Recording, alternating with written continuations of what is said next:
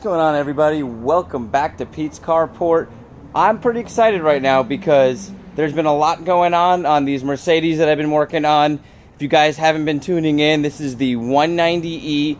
It's a 2.0 liter Euro spec car that I picked up maybe 3-4 months ago, and it really wasn't running. I got the car running, and then I had to start working on the brakes. Decided to go with a big brake kit that came off a 300E.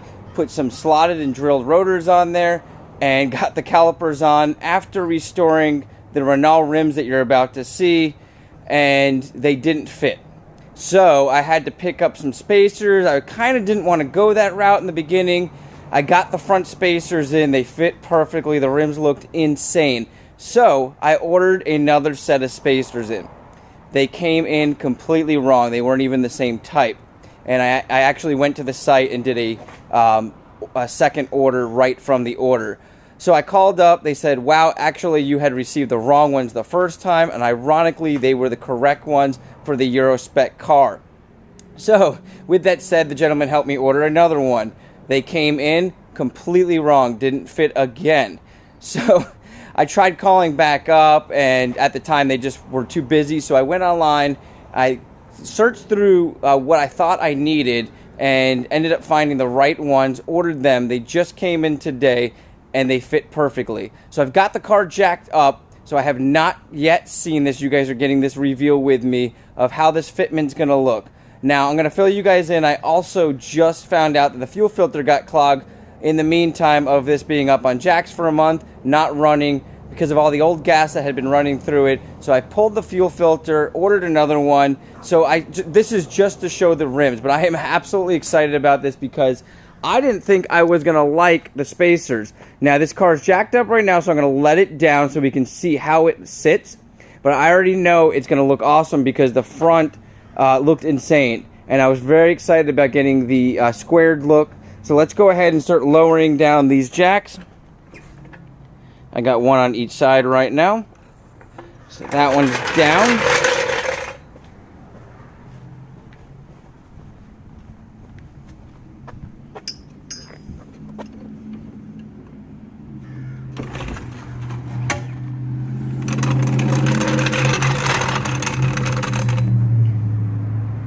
Let's come around this side here.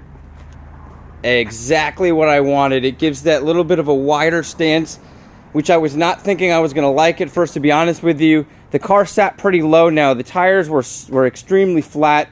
If you guys remember these rims, I restored them. I did a full video on that. I was kind of skeptical on what color to go with because I wanted to kind of do more of the vintage style. And I found this brown color that Rust-Oleum did, and I used the 2K clear, and they came out, in my opinion, absolutely awesome. And now what I'm planning on doing is probably going with a flat dark brown bronzish color wrap. I'm actually going to put it on the screen now because this is the color that I'm shooting for that I found online. And let me know what you guys think in the comments if you like that color, what you guys think of the stance. And honestly, I thought that the fenders were going to hit the tires. Now I ended up putting Nitto, what are these? They're Nitto Neo Gen. So these were hard tires to find.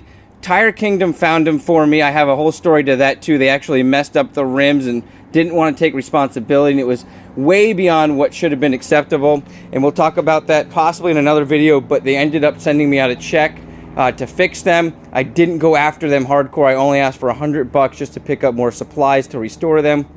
And they were the only place I could find that had the series tire in a sport line tire. Now these are super sticky tires, so they're going to be really fun to drive with. Once again, this was just to reveal to you guys the stance of this car. Now this side, like I said, I was taking the fuel pump out, and I'm hoping that it's sitting right because I've got the fuel pump sitting in a bucket. Okay, we're fine. So you guys can see the full stance all the way around here. And you can see I still have a decent gap between the wheel wells, so we might even be able to drop this car a little bit more. And I know they even sell a lot of different spring options for this car because a lot of people wanted to do that. Or one of the options I had was, or ideas I had, was to make a custom fiberglass style flare to kind of come over the tires to give it that wide body look. And fill me in, guys, what you guys want to see on this car. If you like the stance, if you like the rims, and what you think about the wrap or what I should go with. I love hearing your guys' input. There's so many times where you guys fill me in on something, then I search it, and it's exactly what I'm looking for, and you guys really do help me out in that situation. Other times you guys have your opinion, and I just let it go. There is no bad, wrong answer. Even if you guys tell me that you absolutely think this is terrible, I still like the input because it kind of helps me understand what my subscribers like and what they don't like, so I can keep trying to bring new content for you guys. And if there's a majority that like a certain thing, I will try to include that in some of these videos.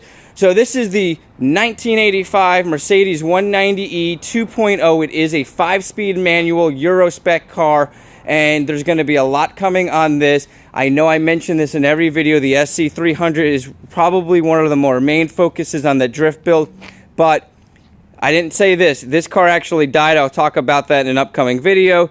So I had to switch to one of my classic Mercedes to daily drive, and the goal was to get to this car and start daily driving this since it gets such good gas mileage. It's already a very high mileage car, and I think it'd be fun to go back and forth to Tampa in the wintertime when our temperatures are in the 60s, because this does not have AC. So I think it's going to be a really enjoyable vehicle with the sunroof.